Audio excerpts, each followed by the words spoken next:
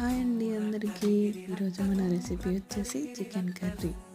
ముందుగా కట్ చేసి పెట్టుకున్న ఆనియన్స్, పచ్చిమిర్చి, సాల్ట్ని యాడ్ చేసుకుని వేయించుకోండి. వేగిన తర్వాత 1 టేబుల్ స్పూన్ అల్లం వెల్లుల్లి పేస్ట్ని యాడ్ చేసుకొని వేయించుకోండి.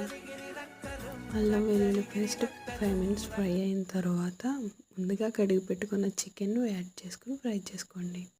దీనిలో తగినంత ఉప్పును యాడ్ చేసుకొని ఉడికించుకోండి.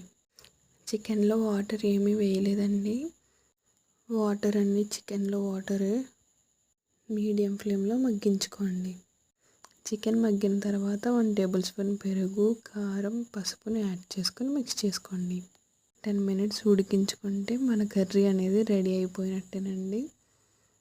చికెన్ మసాలా వేసుకొని సర్వ్ చేసుకుంటే కర్రీ అయితే చాలా బాగుందండి. అండ్ మీరు కూడా ఒకసారి ఇలా ట్రై చేయండి. And thanks for watching and subscribe to more videos.